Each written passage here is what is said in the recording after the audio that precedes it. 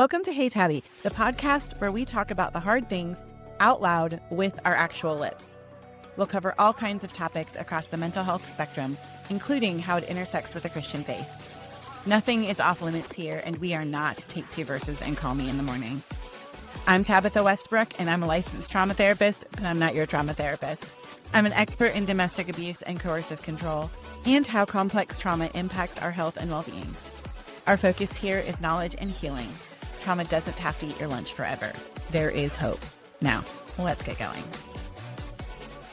Welcome to this week's episode of Hey Tabby. I am super stoked to be here with a very good friend and colleague, and I am going to introduce him to you on the off chance that you don't know who this man is. So I am here with Dr. Greg Wilson. He is an LPC supervisor in Texas. He has been married to Christy for 27 years, and they have an adult daughter named Sarah. And he also owns and leads Soul Care Associates, which is a counseling practice and consulting practice in Flower Mound, Texas. And Greg, I am so stoked to have you here with us today.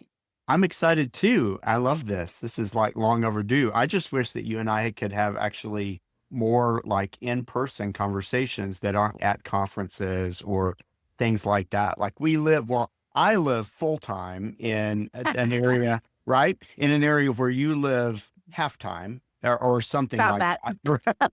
But like at least half the time, like we're in the same area, but we're both so busy. So here we are having a conversation on Zoom for all the folks out there. But I'm just glad that anytime I get to have a conversation with you, it's a delight. So I'm glad to be here.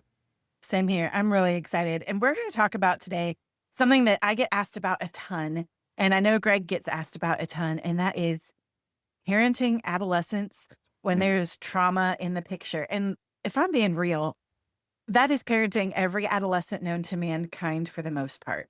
Because that's life these days. Right. So, I mean, my own story, which I don't even know if you know this, Tabby, but like my dad died when I was 12. Any passing of a parental figure when you're a child is traumatic, but he had heart issues. This was back in the day when they didn't really know all the things that they do know these days. This was a long time ago. He died in 1975. I'm an old guy, but that was, for me, that was a very significant, as you can imagine, time in my life.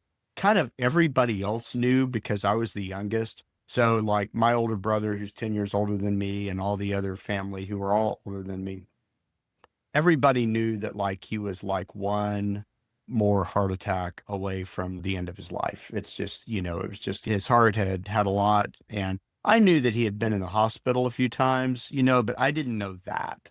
I didn't know that like we were like at that place. And so it was just devastating for a boy, going from transitioning from sixth grade to seventh grade. Back then we didn't have middle school. So that was also the transition from elementary school to junior high school for me. And like, there was just a lot going on. And so I think that's part of where my heart for adolescence and the young people, if I can use that kind of old person way of describing adolescence, I think that's where my heart for that particular age group has come from. And then for a while, I was a youth pastor in my pastoral ministry before I was a senior pastor. And so I had that. So I always tell people, like, in some ways, I've been working with teenagers my whole adult life in different ways ever since I was one, while I was still trying to figure stuff out, and just a behind the scenes in terms of like where this desire to work with that population comes from. But I get it, I mean, you had trauma when you were growing up. I had trauma when I was growing up, different kinds of trauma. And so we can see that when you love to use the word spicy a lot when you're talking about, things and like when parents out there. So I know that there are a lot of trauma survivors and victims and people who work with trauma listening to your show, like when they kind of act like a jerk, when they are disrespectful, all that, it is important, I think, for us to take a look at the person created in the image of God that's underneath that and the vulnerabilities that are there because of the hurts and the traumas and just the anxieties and just all the stuff. Like, even if we're talking about a middle school kid or a high school kid who honestly has not had anything that would be on an ACEs score, for example, or something like that, like, we still know that it's just hard these days to grow up being a kid and being an adolescent. And then when you throw in like legitimate trauma, domestic abuse, a death, a divorce, whatever the course of control, like whatever the thing is that's going on, then that just magnifies it. Absolutely. And I think too, when we think about kiddos and trauma these days, just look at the news cycle, right? And, even young kids are experiencing like this vicarious trauma from hearing about all the junk in the world and Totally. not knowing what to do with it and training for active shooter drills and all that stuff. And Right. as parents, right? Like we can Yeah. go, oh, well, in my generation, we had to get under the desk in case there was a nuclear war, or in my generation, we had to do tornado drills where we had to get on our knees in a hallway, which honestly, I don't know how that protects anybody, but whatever, Right. and But here's the we thing, and you know this, but let me just highlight this because you're exactly right. So I definitely grew up in the generation where we did in the Cold War and we did the getting under our desk in case there was a nuclear attack or something like that. But here's the reality. Like, yes, there was a concern about a potential nuclear attack. There were not nuclear attacks happening all over the place all the Mhm. time that you guys turn on the news. Oh, another nuclear attack. The kids these days that are having these active shooter drills, like it is, I'm not saying that it wasn't, I'm not getting into the politics or the foreign policy debate about like how likely a nuclear attack was back in our day. I'm just saying that we didn't see them happening all the time. Right. It was something we were afraid of, but it wasn't like a part of life. Whereas sadly, serial shootings happening in schools is like a fact of life these days. And so when they're having those drills, it feels a lot more. And you know how the trauma brain works. I don't have to tell you this, but like it certainly feels a lot more like this is like an absolute reality that could actually happen. And they're living Absolutely. with that. They are. This is their everyday.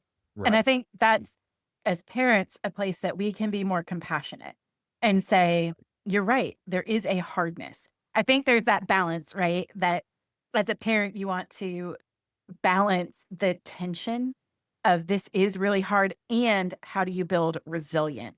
And I That's right. think that might be Yeah. useful to speak to because we have so many listeners that are in that I am an abuse survivor space. Mhm. And how do they hold the tension of, yes, this was really bad. And also, I need you to step up to the plate and have some boundaries and have resilience and not crumble under pressure. So, how would you speak Mhm. to a parent trying to foster a compassionate space with healthy boundaries and also fostering resilience? Man, I love that. Well, here's what I think. I think that I think about the quote. I'll answer your question, but I think about what Kurt Thompson says that we all come into the world looking for someone looking for us. You know, Mhm. like that idea that it is important. It is so important for that young adult, that adolescent, that person, even if they're a grown adult.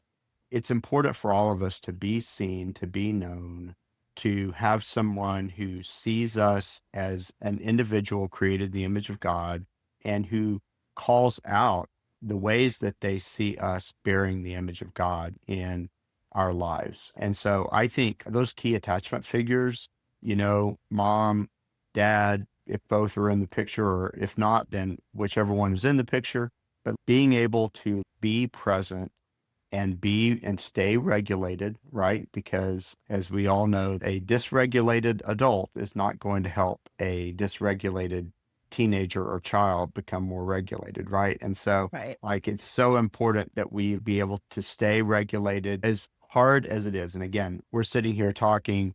You have a young adult child. I have a young adult child. We have been through these years, at least somewhat. We're still some ways going through them. But the reality is, it is hard, and I would not ever want to present that this isn't going to be a hard time or a challenging time. It is. Even if your kid speaking to the person who maybe mom and son or mom and daughter have gone through a trauma together, which I know could be a lot of people in your audience, you know what this kid has gone through, and he or she has gone through a lot.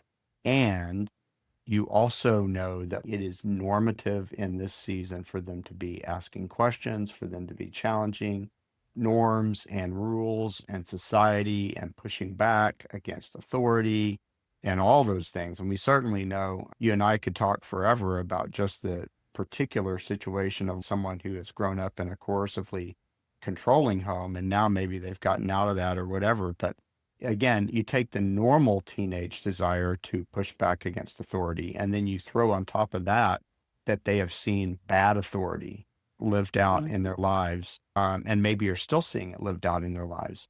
And that is a recipe for like, this kid's just going to have a hard time.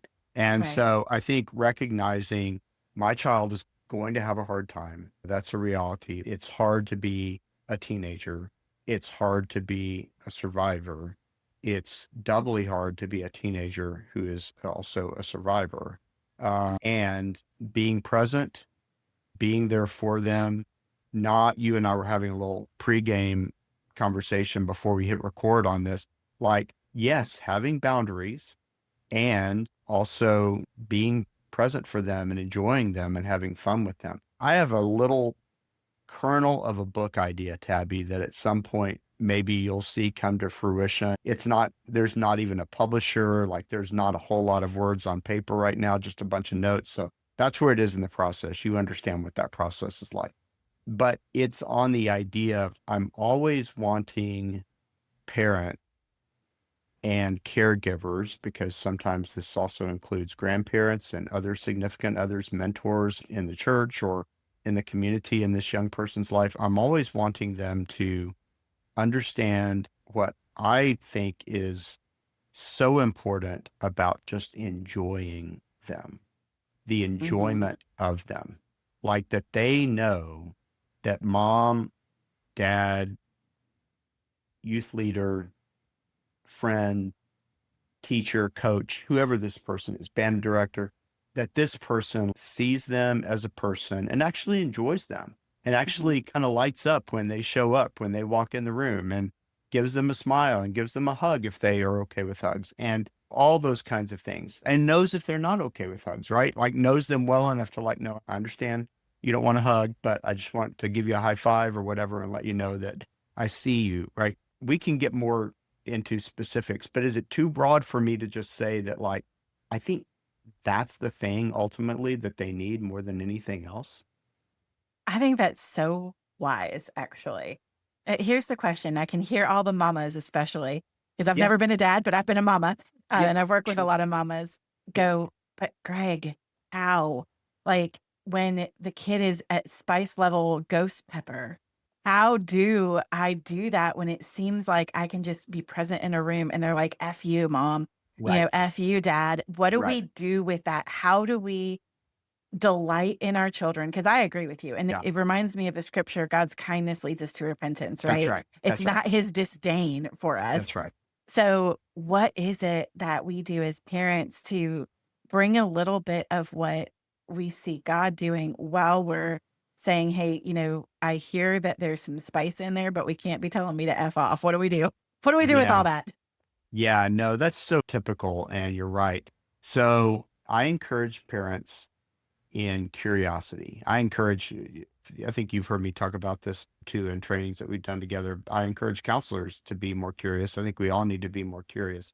But in that particular situation, I would say, if you can find, like, what is the thing that I can be curious about in this scenario? Like, what is this? So I think, and I know you agree with me, I think all behavior is purposeful. So when your kid is being ghost pepper level spicy, they are telling you something about themselves.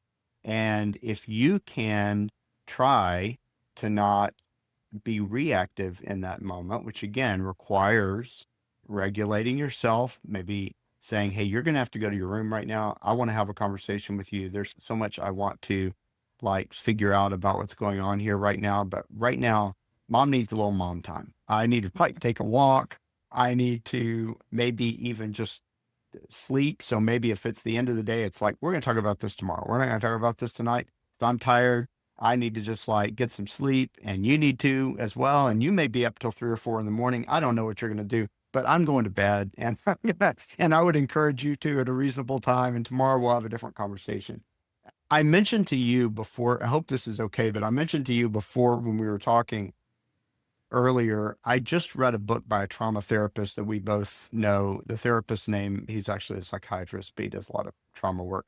His name is Frank Anderson, and he's not a believer, but he just wrote a memoir. What stood out to me is that he tells a story about his oldest son going through just a really totally an FU kind of phase of like, I don't like you. I don't want to be around you. Every time he was in the room, he like kind of gave him a glare that the glare basically said, I don't like you. In fact, maybe I hate you right now. And they dealt with that for a while, and he dealt with it in all the usual, even though he's a psychiatrist and a counselor, like he dealt with it in all the ways that all the typical normal human ways that we as parents do, even if we do the kind of work that you and I do. He yelled at him and he grounded him and he told him he had every right to talk to him that way and like all those kinds of things.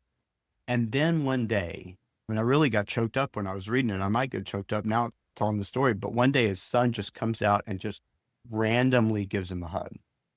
Like just Mm. comes and just randomly hugs him. He says, Dad, just needed a hug. I love you. I know I've been a jerk. He used a stronger word, but that's the word we'll stick with here. And he said, I'm going through some stuff. And that, again, I see in my practice, because I do see a lot of adolescents. I do see a lot of adolescents that have gone through trauma of one kind or another. And I do hear that a lot from the teenagers that I see.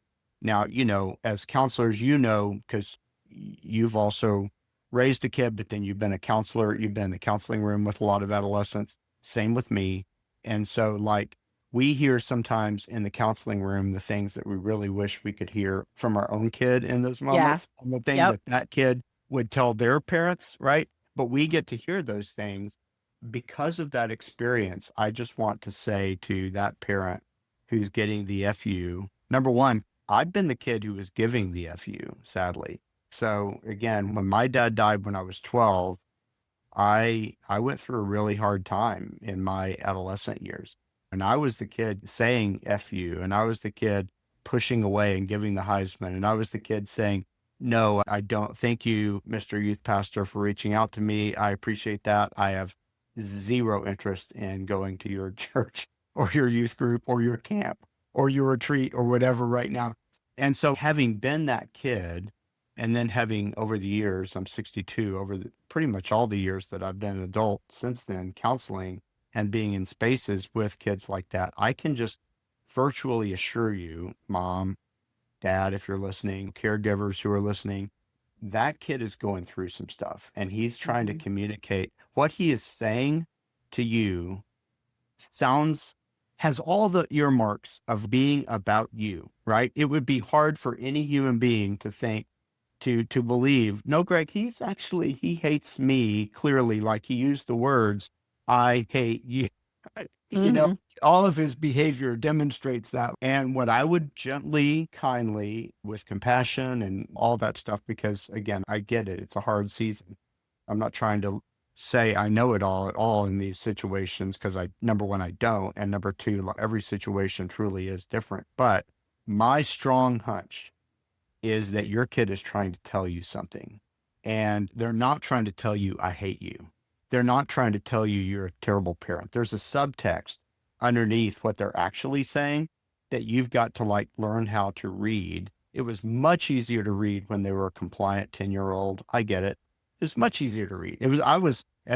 Just speaking from my own life, like when I was 14, I was being a jerk to my mom, who had just lost her husband as well, just a couple of years before. I was much easier to raise and talk to and deal with and discipline when I was, 9, 10, 11 years old. What was it that Mark Twain said about the teenage years? Just kind of put them in a barrel with a plug or something, plug it up or whatever. We don't get to do that. Like, this person's still in your life. You got to figure out a way to kindly, compassionately, lovingly live with that young person in a way that is safe for you and safe and healthy for them. And so it is absolutely okay. Please don't hear this counselor saying, so just don't have any boundaries. And we already know that that population that you and I are talking to, I've had a lot of clients in that population. You've had a lot of clients in that population. Like we already know that like boundaries is in some ways like a new idea, and being able to exercise agency around some of these things is like something that is new. I'm trying to figure out in every other area of my life as well. And then I'm given the bad news here that you're also going to have to like figure that out with your kid in real time Yeah. and let them know. Let's say it is a mom and a son who have, dad was abusive and he's left, or a mom and a daughter. It's like, hey, we're going to have to figure this out together. And I love you, but like the way you're talking to me right now is not okay. So there's going to be a consequence for the way you're talking to me, whatever that is, age appropriate, obviously, consequence for what that is. But at the same time, I love you more than you know, Mm. and I am here for you. And I want us to figure this thing out together. Yeah. There are the moms out there that say, but I tried to do everything right. Right. Right. I left my abuser. I did this thing. I've prayed over my child. I modeled Jesus in my house. I wasn't perfect. And why am I here? Yeah, And I will just say, you cannot control what your children do. that's You right. know, you can set the best limits and boundaries. And at the end of the day, this is an autonomous human being who, around the age of 17, suddenly thinks they know all the things. Right. And they're like, I'm about to be 18. I'm just going to go do all the things. And we know their brain Right. isn't fully developed yet. And parents can know Not even all until of they're this. 25 or 26 years old. Right. Right. Right. They do not have all the pieces wired up. Right. And for so many parents, you can say, but I know all this. Why am I still struggling? Why are we still here? I did all the right things. And I think then that becomes sometimes a bit of an existential crisis Yeah. for the parent or caregiver with God. Yes, absolutely. Absolutely. Yeah, it's so hard because, again, we apply that to every area of our life, not just the parenting, right? So, someone who's listening may also be saying, I did all the right things with my marriage. Like, Mhm. I tried to love him the way I was supposed to love him. I showed up. I did probably even more things than I should have done to try to bend to what he wanted me to be. Like I tried all the things I've been trying so hard. And now maybe I'm still in that, or maybe I've gotten out of that relationship, but now it's showing up with my kid. Someone please help. Where are you, God, in that moment?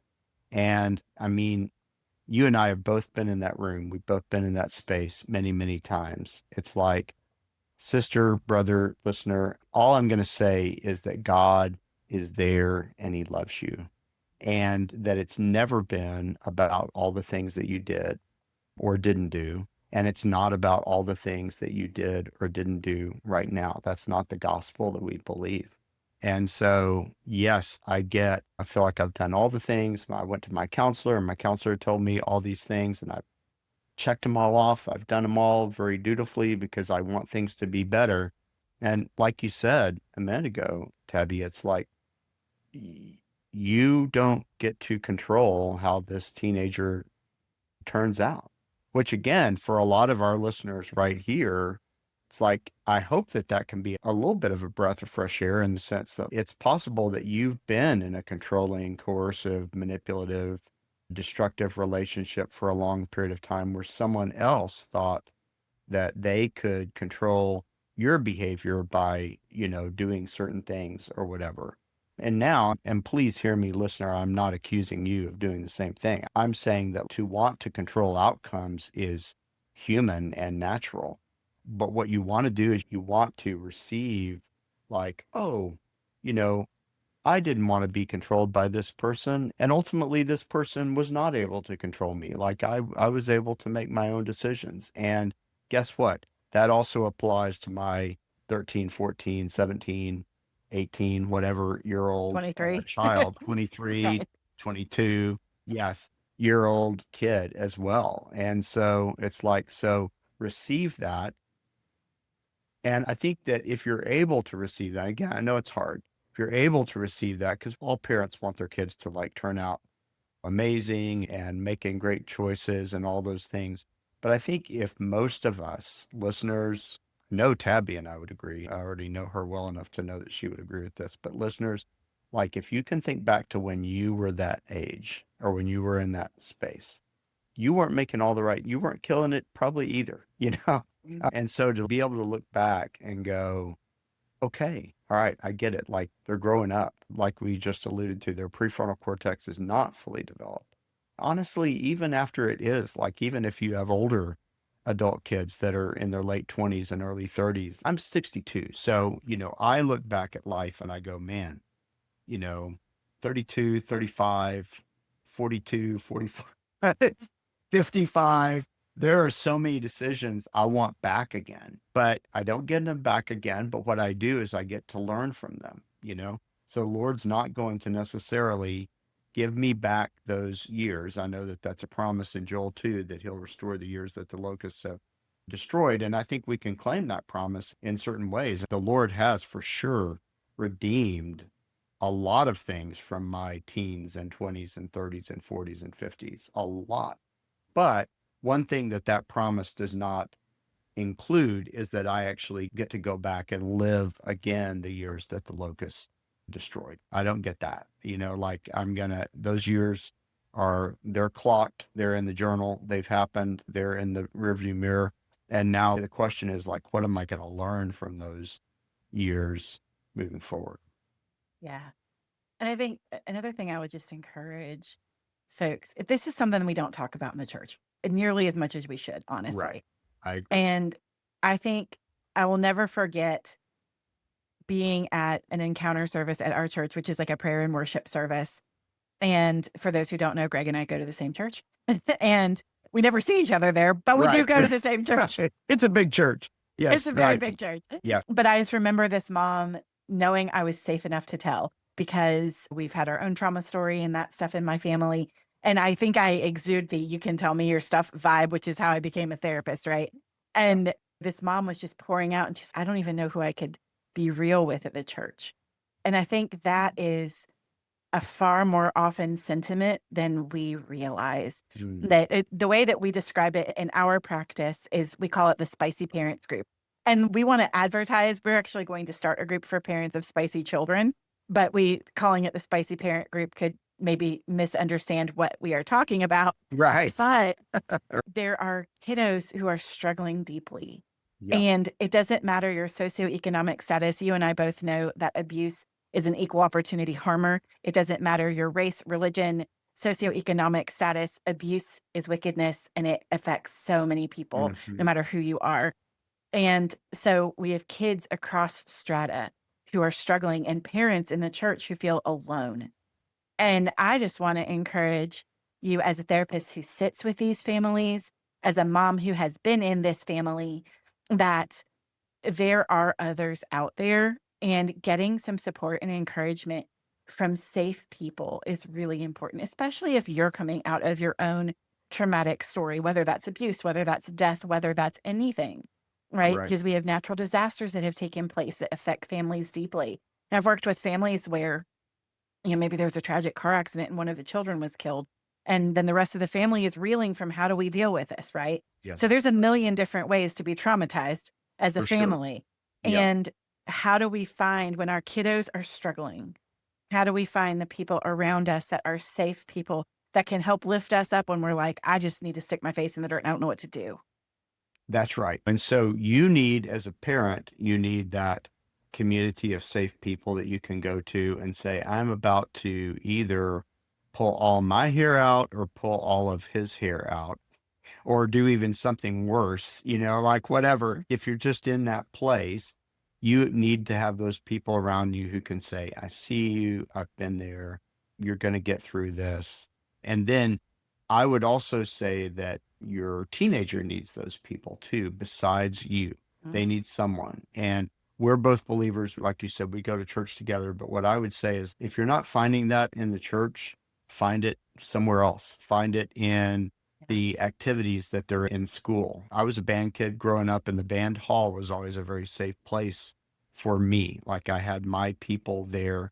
And so, like, that was a safe place for me when I wasn't going to church, when I was pushing back against all that. I knew that there were people who cared about me and who saw me there. For some people, that maybe they're theater kids, so it's going to be that group. Maybe there are, and I get that, like, you also as a parent, you might be saying, hey, I don't know if I love all the things that this group of people or that these friends are doing or taking part in or whatever. And I understand that. I see that. I guess what I'm saying is, number one, being aware about what's going on. So being involved in your kid's life and knowing the things that other people are telling them. Again, I know that that's much easier. You have one kid, Tabby. I have one kid. It's been much easier for us in that respect. I've got lots of clients who have 4 or 5 kids. They're like, I can't be at everything, like, Right. and I'm still recovering from my own trauma and all that as well. I get that.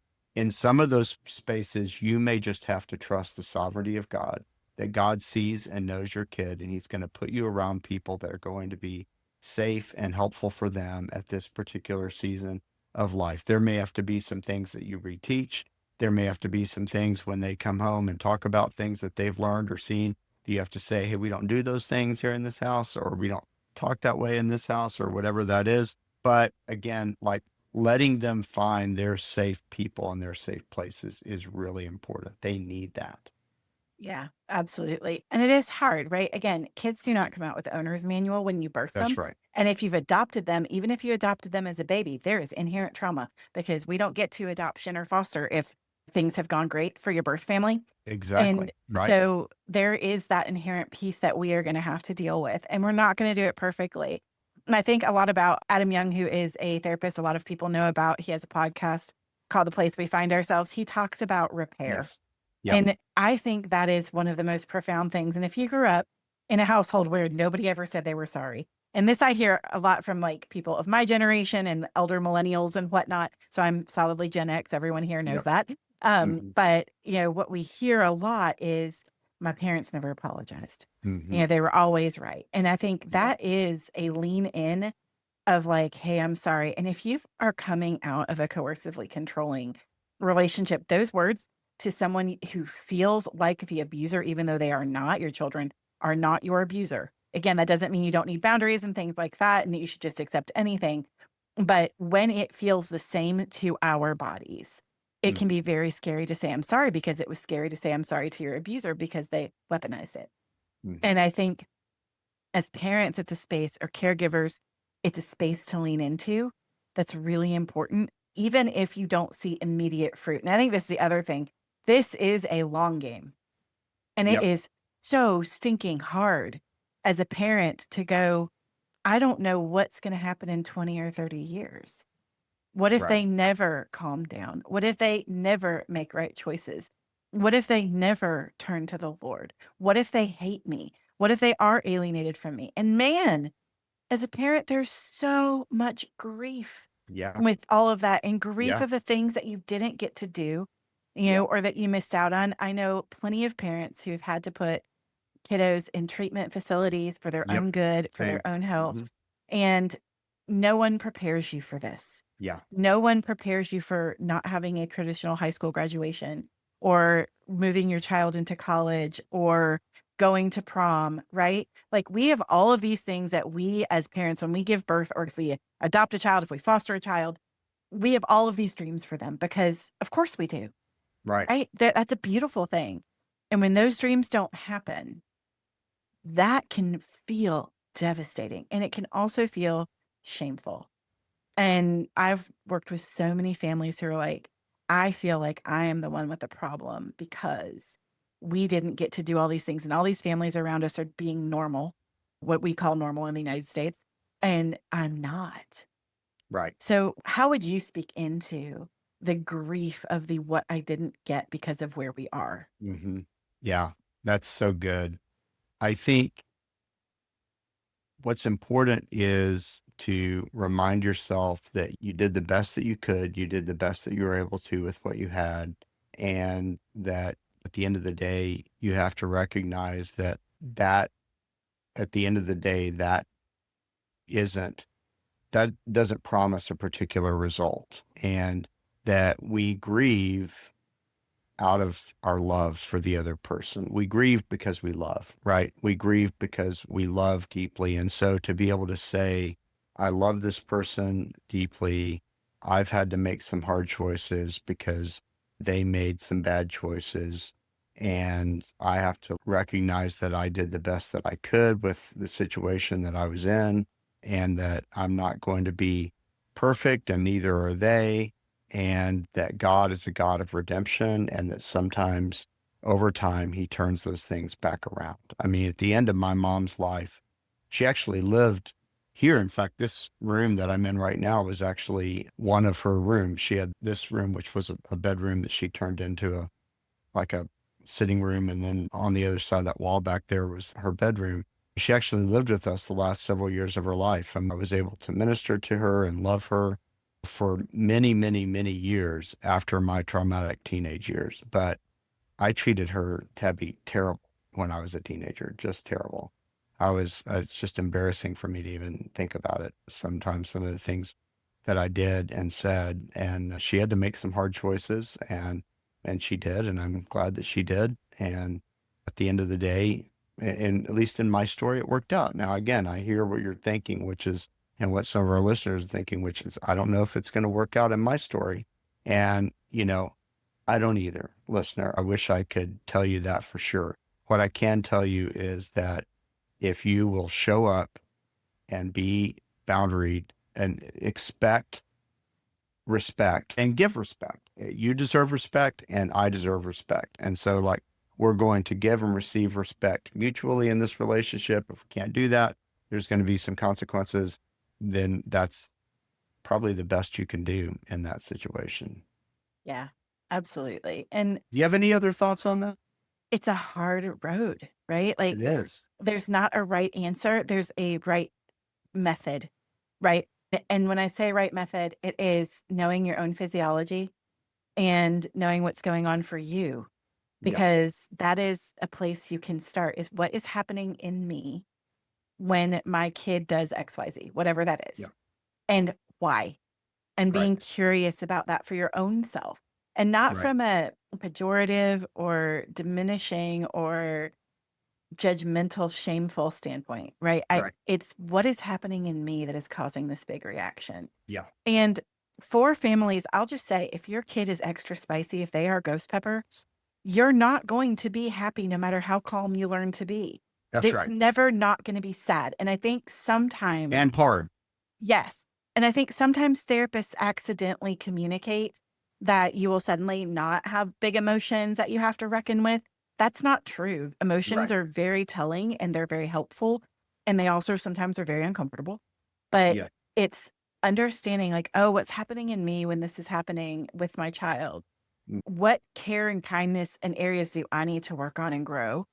And then even if your kid is still being spicy, it doesn't mean you won't be sad. You're going to That's be right. sad. You're going to have the grief. And, all trauma work is grief work is one of my favorite phrases of all time. Absolutely. It is. And so we lean in and we know that I'll never feel some sort of perfect, floaty, I don't know. I don't know what we expect sometimes, but it is Right. not that. Right. Exactly. Yeah. I totally agree. But it can be good, right? And we can learn to see our kiddos. The way I refer to it a lot of times in the therapy room is context versus content. Yes. Like, I can see all the trees. There's a lot of trees. Tree, right? Bad Right. behavior, Right. skipping Yes. school, telling me Right. all kinds of things, using colorful language I'd rather they didn't, all kinds Right. of stuff. Right. Those are all trees. But what is the forest? Yes. Am I in the Right. forest of despair? Am I in the forest of trauma? Am I in the forest of I don't feel like I belong anywhere, which every teenager does not have to have big T trauma to feel. That is like called trying to live. Absolutely. Yeah. And, where am I at? Yeah. And, what forest am I seeing? And learning to ask that question, again, imperfectly, because we're never not going to we're just not going to get it right every time. Right. But what do we do when we go, okay, wonder what this forest is? Mhm. Yes, I'm going to hold boundaries. And no, you're not going to tell me to F off. That's not going to work for us. Right. But how do I stay 72 degrees and manage my own internal world while I try to figure out what forest I'm staring at? Yeah. And spoiler alert, mom, dad, caregivers, that forest can change Yes. like quickly. I think about one of my favorite tools for couples work, and this is one of the funny things that people don't always know about us, because you and I tend to talk about abuse, batterer intervention, coercive Right. control, a lot of Right. that stuff a lot. But both Greg and I work a lot with adolescents and a lot with couples who are not destructive. Yes. And we love that work. We love that do. work. Please come see us. It helps keep us level. Right. Yeah. And we love all the work. But one of the things I think about in terms of relationship building is love maps. And we often use them in the context of a romantic relationship, but that is not the only thing. And you really said it earlier. The Kirk Thompson quote, which is a favorite of mine, is Yeah. we come into the world looking for someone looking for us. And Yeah. that is knowing the inner world of this other person you care about. That's right. So how can you build love maps with your kiddos so that when you have these hard times, Mhm. when these moments come where you're taking a withdrawal from the I am in a relationship with you bank account, Yeah, that yeah, yeah. we have done so much depositing that the withdrawal is not going to have such a big impact. Yeah. So we don't want to overdraw our love bank accounts. So where are the things when things aren't spicy in the good moments? And you might be sitting there going, like, we're not having a lot of those right now. I Right. hear you. I Yes, hear I do you, but we too. might I have do a too. couple. Yep. Where can we lean in? Again, not losing boundaries. And this is a tension that a lot of parents have to figure out. What are the right boundaries? What are the right Sure. consequences, right? They're so individualized. But how do I, without violating healthy boundaries, lean in toward my kiddo and find something that is going to be a deposit and help me know their inner world a bit more? And Mhm. sometimes kids get spicy related when they don't feel like you're hearing them. Yeah. And look, what's coming out of their mouth may be the most unhinged thing you have ever heard in your life. And you Right. may be like, wow, that is not a well thought through political position, emotional position at Right. all. And Right.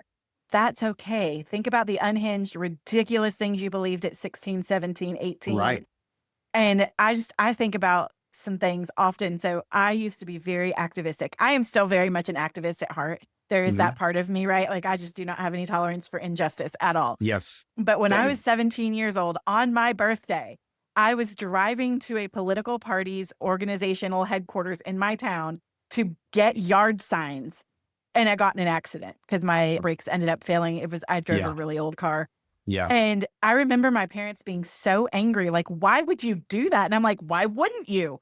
And Right. I look back at it and it was like they were upset about the wreck and they just didn't understand why I thought I needed to like go be an activist. Mhm. And I look at that and it's like maybe that wasn't their values, but they were mine.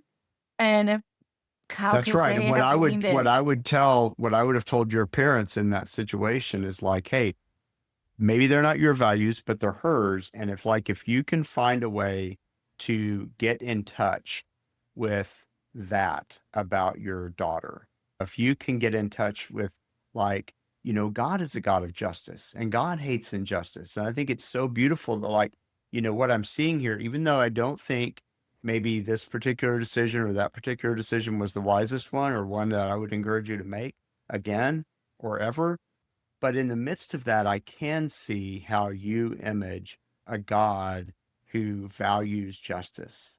Mhm. And then that can be, and once a person is able to feel seen by someone else, then that can be an opportunity to say, so let's talk about how justice could even be enacted here, like with us, you know, Right. like between me and you, like what's just for for you to treat me and what's a just way for me to treat you. And let's think about enacting that here. And maybe it'll look different than I've been doing as a parent. I'm open to that, but also maybe it'll look different than you've been expecting as a kid. And I want you to be open to that. And now you're having real talk with your kid instead of fighting. And you're doing it on the basis of praising something that Right. they have already identified as important to them. Yeah, absolutely. And I actually knew a parent that went with their child to a protest. And Mhm. it was a protest this parent was not down with. They were like, I do not Yes. agree. Right. But they wanted to know what it was that their child saw in it. Yes. And so they leaned in. And look, I'm not telling you to violate your moral values or any of those things at all, but to be curious. Yeah. Why is this important to you? Yeah. And one thing I will say with a lot of the Gen Zs and Gen Alphas is they are looking at hypocrisy in the world and they are not cool with it. They're not happy about it. Yeah. And their minds aren't formed enough yet. If you're Gen Z or Gen Alpha listening to this and you're like, ma'am, like, look, dude, your brain is Right. not going to be all the way wired up. It's just the way it is. And you're going to It's get to your like late 20s and be like, I was a ding dong. And That's that's okay right. because we're all in that place at times. That's right. When we look at it, it's like, why are they upset with hypocrisy? Well, look at the news cycle. Look at all of the shade they've seen. Look at all of these Yeah. things. how can I, as a parent, even if my values are very different, even if my expression of them would be very different, even if we share the Yeah. same values, Yeah. how do I lean in to the best of my ability? Again, not saying don't have boundaries, not saying don't use your moral compass, not saying any of those things, not saying to accept something that you don't believe to be godly. Yeah. But what I'm saying is, can you be curious about the why? Yeah. If you have been through spiritual abuse and your church hosed you bad in your abusive relationship and you have gotten out and you finally found a new church and all that, and your kids don't want to go, it makes a lot of sense why they Totally. wouldn't. They saw the hypocrisy there Right. and they don't have a full understanding of, well, some people are just doing things that don't look like Jesus at all. That's right. And so, how do we invite them into being curious about their own stance, being Yeah. curious about where they're at if we're not curious about them first? Yeah. Totally. I 100% agree with you. So, what is something that you would say to a parent of a spicy adolescent or young adult that, like, if you could say anything, if you could have mom, dad, grandma, grandpa, aunt, uncle, some caregiver sitting in front of you, what would you want to say to them right now? Mm. I think I would want to say, so let me just channel that I'm talking to this person right now. Here's what I would say to them. God knows, God sees, He knows what you've been through, He knows what they've been through. He knows that this is hard for you, He knows that this is hard for them. He loves you, He loves them, and the next step for you is to try to find a way to, I love what you just said, Tabby, to lean in. Like, what does that lean in look like? What does me understanding their relational world a little bit better? What does that look like for me? Whether I'm talking, honestly, whether I'm talking to the teenager or the parent, I would say that. What does it look like to lean in and try to take the perspective of this other person and try to understand them? And then we may be talking about this road may be a really long road in terms of figuring each other out, recognizing where the other person's coming from, like getting to that place where your prefrontal cortex is fully developed. And again, to my point that I made earlier, it's like, yeah, I can think of a lot of decisions way, way after my prefrontal cortex was supposedly fully developed that were like terrible decisions that I would love to have back. And that's part of, again, as an older man, as an older person, maybe this is just something that I think people sometimes need to hear. I would change decisions I made 10 years ago. So, I mean, Mhm. like that is not going to change. We're not going to get to that place of perfection. It's more about, as our pastor said in a sermon actually many years ago now that we was doing his James series, but it's progress, not perfection. And that's what it is. That's what the Christian life is. Start to finish. That's what sanctification looks like. And so and that's what life is, period, whether you're a believer or not. What's the next step of progress that I can make? And in a relationship, not even just with a teenager, although again, I think that this applies there, but like in any relationship, I think trying to take their perspective, trying to be able to say the thing that, to describe the thing that they did or the belief that they have in a way that they would be okay with, that they would perceive as generous to them. You're not just dissing what they did. You're not just like putting it down. You're not just saying like a political candidate might say to another political candidate on the stage, well, I guess you just don't care about immigrants or something like. Well, I don't think that that's fair, right? The kind of fodder that happens in political debates and that happens between two attorneys in a courtroom, but that should not be what happens in a relationship that's based on love. You want to try to be able to take the other person's perspective, try to be able to express it in a way that is generous to them, and then to be able to move towards them, hopefully in love. That's what I would say. Absolutely. That was a I lot, love that. but It was that's what I great. would. I love that. I love that. I think what I would say is don't forget to pray, Yeah. because Yeah. I think a lot of times, and I hear these words, well, when all else fails, pray. And I'm like, I mean, I would start with prayer. Yeah. Let's start there. Right. God has a lot to say about that, but I think it can feel this way. And I remember reading this in Beth Moore's memoir, All My Knotted Up Life, which if you haven't read it, I commend Yeah. it. It's a So fantastic good. book. Good. And we'll link all the books and references in the show notes as well, so that if folks were like, what was that again? You'll have Yeah. access to it.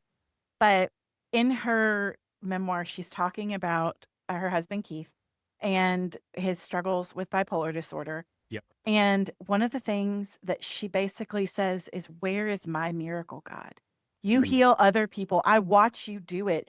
Where Yeah. is mine? Yeah. And the Lord Mm. was so sweet to show her, not through making it better, Yeah. through changing her. Yeah. And so that, Mm. to me, for a parent who is struggling with a spicy kiddo, Mm. is such an honest question. Where's my miracle, God? I watch these people. Like, I was just at church this weekend, and this really beautifully tatted up brother who's clearly seen something was getting baptized. And I could Mhm. think about all the parents in the room who are like, but where's my son? Where's my daughter? Mm. Where's my miracle? Where's my husband? Where's this? Where's my sister? Whatever. Right. And I would just say, don't grow weary of doing good, for in due time you shall reap a harvest, which is from Yeah. Galatians 6. And we don't get to always dictate what that harvest is. Prayer isn't, Mm. God is not a genie in a Bible, right? We don't rub it the right way and get what we want, right? That's right. We have to trust his sovereignty and his goodness, and that can be hard. That can be Mhm. really hard. But to not give up in prayer, because we don't know. The story's not written till we're at home, and that means That's heaven. right. That's And right. so give over to prayer, even imperfectly. Again, progress, not perfection, like Greg says, that Mhm. it's give it to Jesus and then ask him to help you give it to him again and again and again and again and again. Yeah. Sometimes moment by moment, sometimes with each breath, with each tear, Yeah. and find some support around you. Good Mm. parents who love Jesus and who will love you. And I will say this to churches as well, especially for single mamas. A lot of times, single women in general, single people, men and women, get overlooked in the church, but single Yeah. women especially, and single mamas particularly. And there might be, the oil change day where your church gets together and changes the oil in all the vehicles for every single mother. And that's great. But man, there are days when she just needs a hug, and Yeah. she just needs to be heard. Yeah. And she needs men in the church to come alongside her son or daughter. And I know that everybody just freaked out and was like, well, I don't know, man. Sometimes people in church aren't trustworthy. I'm not saying like you check your brain at the door here. Like, we want Right. to vet human beings and all that. Right. But also, the church should be helping plug some of these gaps emotionally and relationally. And I just think back to, I had done some disaster relief work, and I'd flown a little too close to the sun, as the children say, Uh-huh. and had definitely exceeded my capacity. And one night I was at another encounter service. A lot happens with me at encounter services, I'll be honest. Mm. But I'm at an encounter service and I was not good. I was not okay. And when they opened it up for prayer, went to find an elder to pray with. And this Mhm. particular elder that knows me well saw me coming, and he's from Louisiana. So he's got this beautiful accent.